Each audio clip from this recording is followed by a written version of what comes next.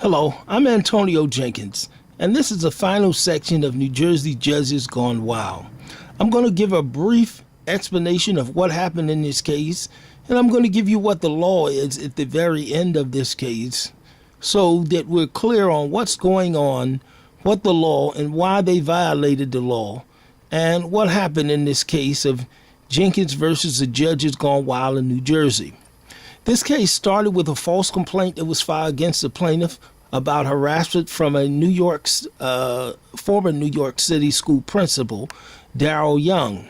In that harassment complaint, she said she was harassed. He said he was terminated. He said the plaintiff caused 5 children to urinate on himself. He ran up the halls. He verbally abused her and spoke hostile to her. In that document, she did sign a sworn statement that those things would be true and that she would prove these things in the court of law. When it was shown that she couldn't prove them in a court of law, well, first, the criminal court dismissed the allegations that she wrote because she tried to use the New York arbitrator's opinion, and the criminal judge Dow dismissed those issues also. But he wouldn't take up a case that he filed against her for the criminal charges. He suggested it go to a civil court, and the plaintiff did file in civil court, to which the law allegations were a complaint of First Amendment violations for attacking him while he was serving a complaint, abusive process, that she abused the police process in which she was being served a document from New York, a complaint from New York, not a complaint from New York, but she said that she lied and said she was served a complaint from New York. She was actually served a default judgment.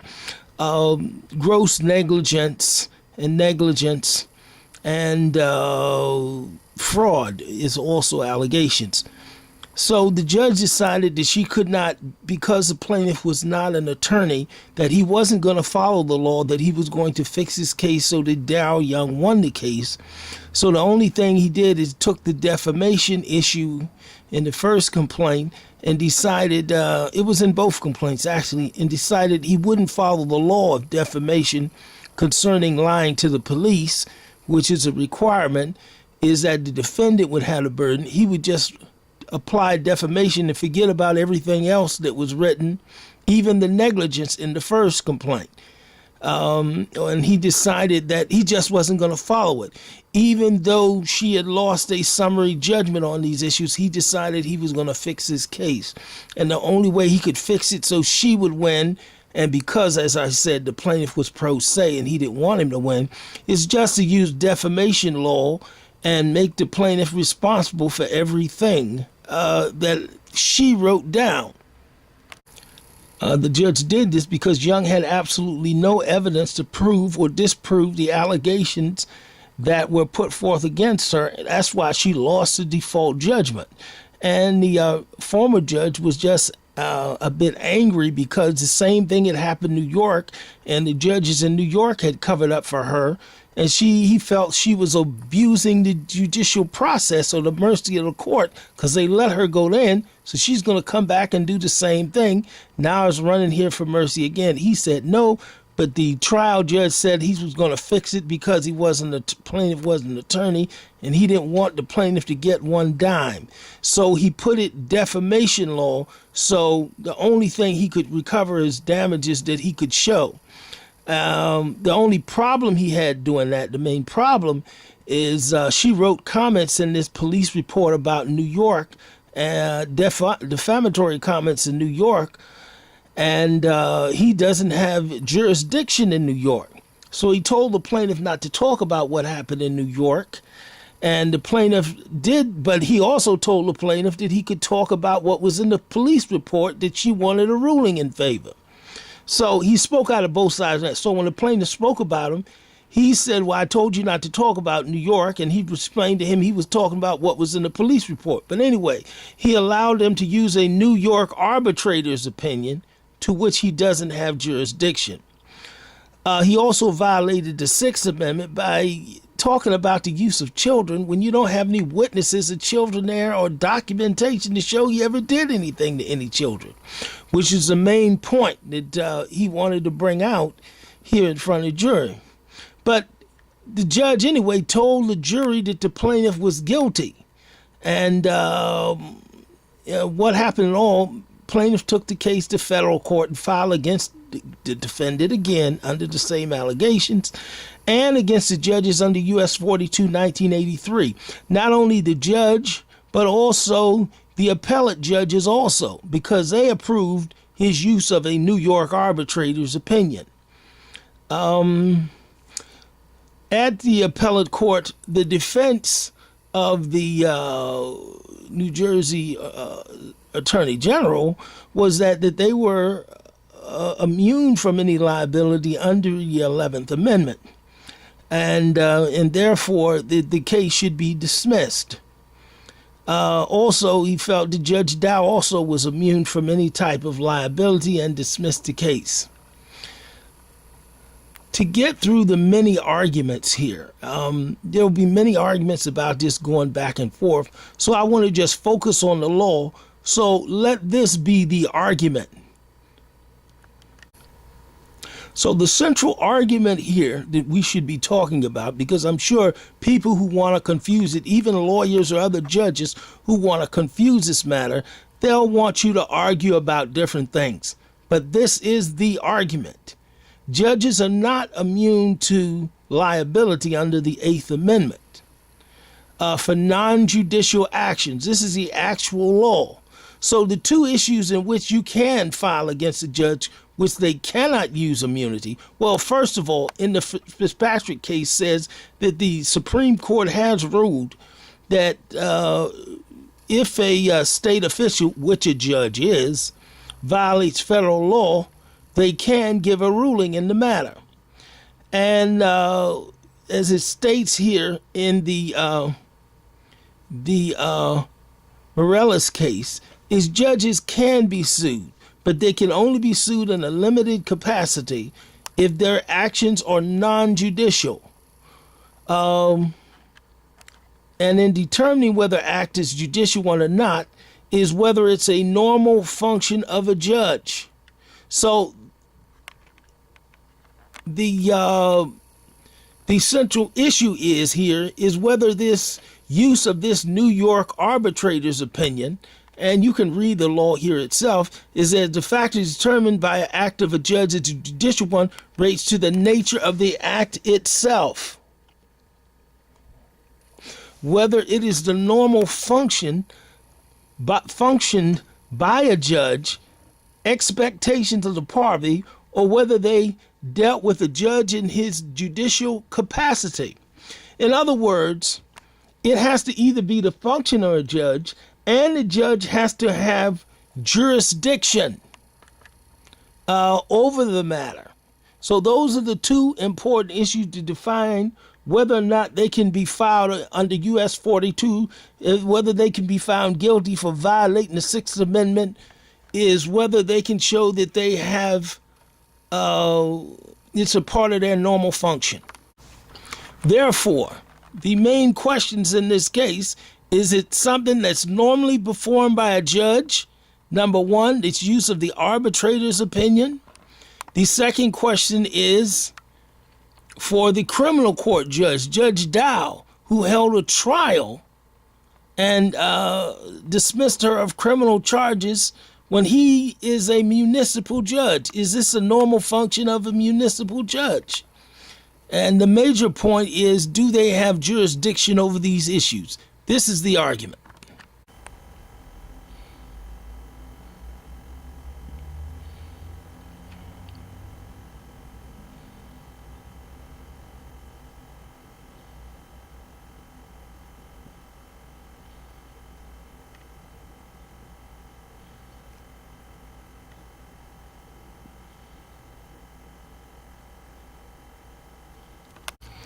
In Section 7 here of Judges Gone Wild, the question here before this court in terms of the criminal case is, did she get off because Daryl Young committed a crime? Did she get off by committing a crime and just the judge decided he wasn't going to send the case in the criminal case to the proper authorities. And that is exactly what happened. She got off committing a crime because the judge, her attorney was friends with the judge, and it never got to send a criminal case of her lying to the police, which is a felony. It never got sent to the proper authorities for prosecution. The second issue in the civil case, Young didn't get off because she didn't violate the First Amendment, gross negligence, fraud, abuse of process, negligence, defamation. She got off because a judge decided that he wasn't going to follow those laws. Now, the attorney generals are saying that a judge doesn't have to follow the law under the 11th Amendment. But the 11th Amendment, as we have looked at, it doesn't say that. It doesn't say that they protect judges who do their own thing. And to give such an interpretation is a violation of the Constitution itself. Because if the 11th Amendment really meant that a judge could do his own thing and just follow whatever law he wanted to follow, the same founding fathers would have never had an Article 3 that talks about impeachment. They would just have Article 11 and say he can do whatever he wants and he's free from everything. That's a lie. New Jersey state disbars judges. Federal judges have been impeached in New Jersey, as we have seen. So you can't have a 14th Amendment of equal protection of the law, and that's exactly what it says, the equal protection of the law and means, and then have two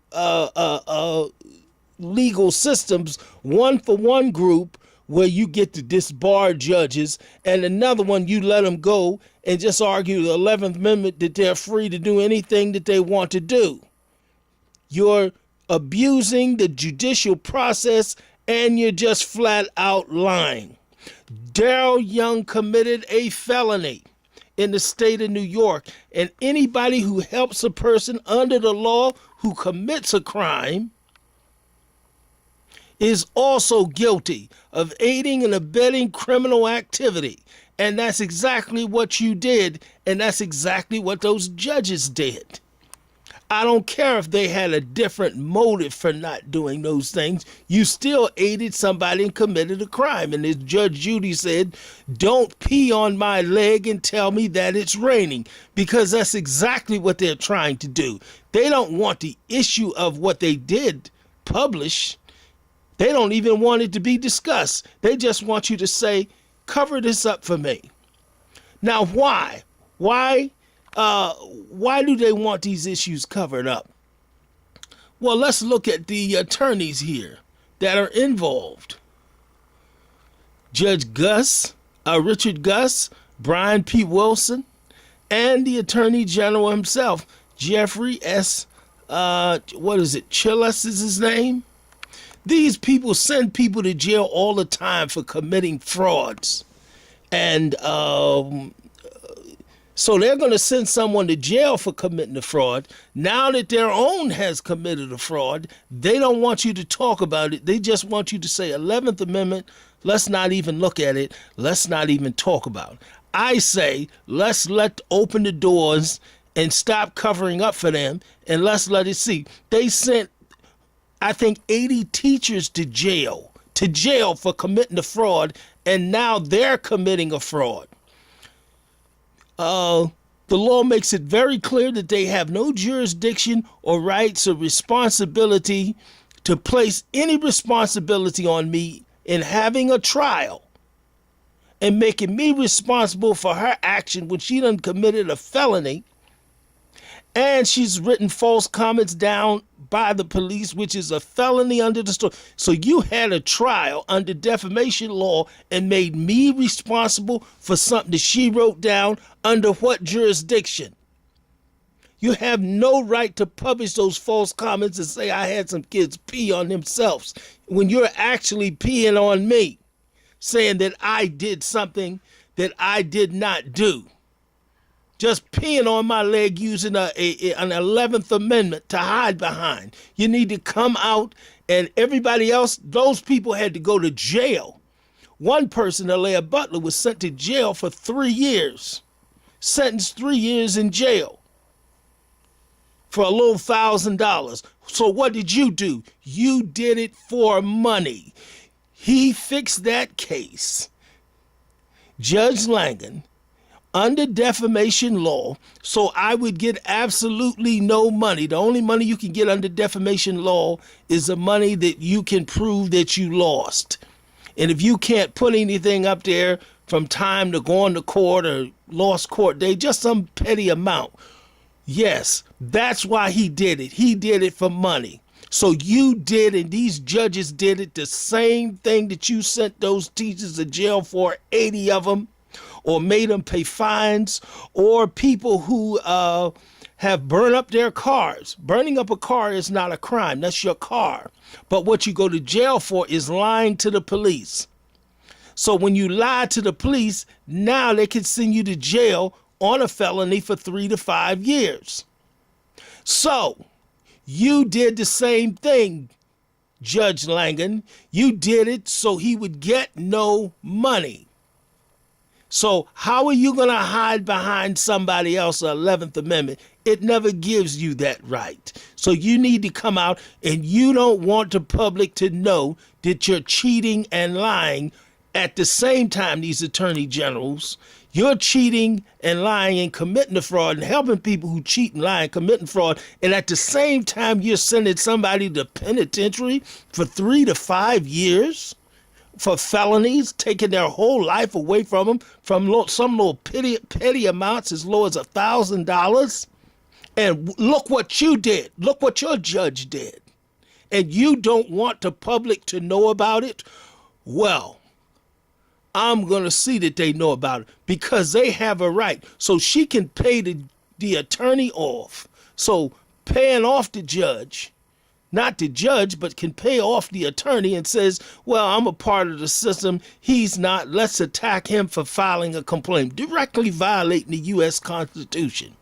Show me in the Constitution where it says that you have a right, a judge has a right to take constitutional rights away. If you could take it away, it's not a right. That's something that you have control over. You're cheating someone. The U.S. public have one very important right. They have a right to know, is the Constitution for sale? The American public has that right to know. And if you get to me those rights, I will publish it to them and show it to them. But in the meantime, you're just covering up. The same thing happened in federal court, where you gave the judge to a new Hispanic judge, young judge. I know she wants to sit on the Supreme Court one day, and I think that's beautiful. But the law is the law, and you gave it to her so that she would cover it up. You're testing her mettle to see if she's, I guess, one of the boys or whatever it is that you would like to call it. But it has nothing to do with the Constitution. It has nothing to do with preaching to soldiers that they're dying for the Constitution or standing up. It had nothing to do. It's all about money. So let's not try to hide or go into the court, the Third Circuit, and ask them, we'll bury this for me. Don't show this to anybody. I want everybody to see it. Everybody has to know if their constitutional right is for sale. I will contact these judges and send letters to the judge and send everybody to inform them of this video, so that you can, if you send your comments in to me, I will publish those issues as soon as possible of what these judges and these state prosecutors that you have entrusted the Constitution of the United States in. And now we see why people don't trust judges and they don't trust Constitution, because you're lying and you're stealing, and then you're sending somebody to jail for doing the same thing that you're doing.